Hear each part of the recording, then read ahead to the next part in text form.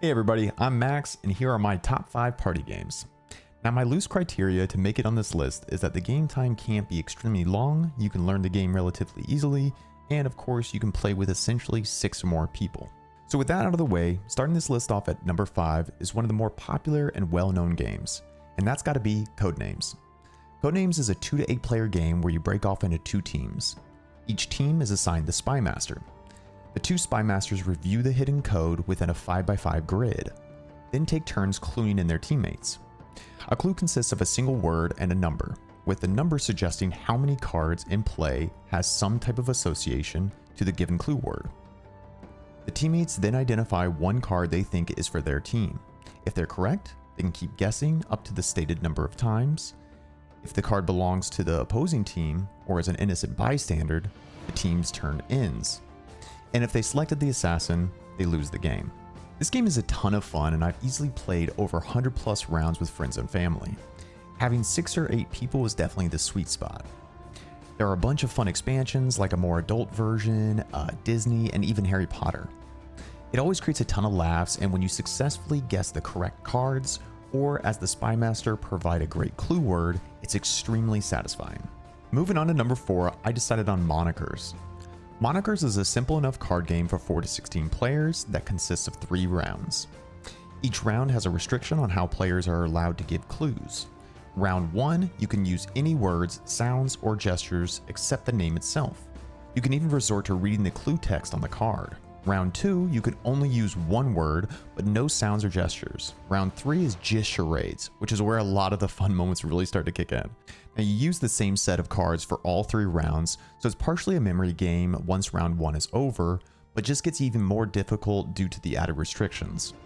Monikers is always a hit at a family gathering or just a little party with friends. I think it plays best with about 8 to 10 players, but it's nice having the option to add more or less given your specific event.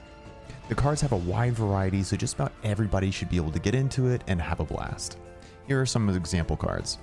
Shifting over to my number 3 is Cartographers. Cartographers can be played with as many players as you want. The rulebook actually shows 1 to 100 players because the game doesn't rely on normal constraints.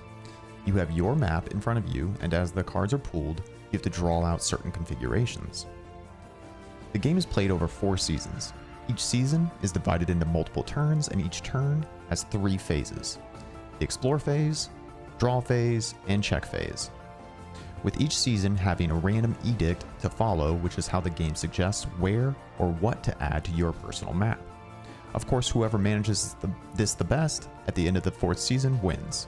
I'm a huge fan of Cartographers because of the simplicity of the game, while still providing fun strategies you can deploy, shenanigans you can reap on your fellow gamers, and also the game time is very approachable. Jumping over to my number 2 is the Resistance Avalon, which is a 5 to 10 player hidden roles type game. If you're a fan of deception, deduction, and negotiation, then this is a great game to try out. Avalon takes its predecessor, Resistance, and expands on the core game by adding a medieval flair to it, with added mechanics. Players are either the good guys or the bad guys. For 3 to 5 rounds, they must depend on each other to carry out missions. At the same time, they must try to deduce the other players' identities and gain their trust. Each round begins with a discussion. When ready, the leader entrusts a certain number of players, possibly including himself or herself, then everyone votes on whether or not to approve the mission. Once a mission passes, the chosen players secretly decide to support or sabotage the mission. Based on the results, the mission succeeds, good guys win, or fails, bad guys win. When a team wins 3 missions, they have won the game. Avalon adds some additional tweaks to this rule set with specific character abilities. I've played this game countless times over the years, and it's a great introduction to new board game players. It creates a ton of laughs and is very simple to teach. The games go quick, so it doesn't wear out its welcome, and keeps you coming back for more. Finally, at my number 1 pick, I'm going with Shadowhunters, or the more accessible Fangs board game. This is another hidden roles game, but adds a unique twist to it. There are 3 groups of characters: Shadow, Hunter, and Neutral.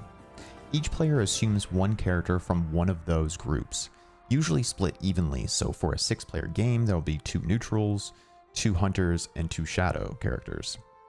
Other players will not know your identity at the start, but you must determine who is your ally and defeat your enemies. Each character has a special win condition, along with a special ability and a set number of hit points. There are weapons/attack cards and defense/healing cards that you can acquire as you play. Then there are the different locations you can visit based off of your dice roll. Once you meet your win condition, the game is over. I've always been a huge fan of Shadowhunters, and I always recommend it to the new players that want to try something a bit more involved than your standard entry-level games, but still rather simple. Each game plays so differently, which makes the replayability of this massive. Add in a few drinks at a party to help further confuse people on who is who, and it creates some chaotic fun. Well, that's going to do it for my top 5, but I have to throw out some honorable mentions, which would include games like Celestia, Skull, Citadels, Camelot, Coup, and Seven Wonders. If you enjoyed the video, give me a like. If you have other recommendations, throw them in the comments down below. As always, thanks for watching.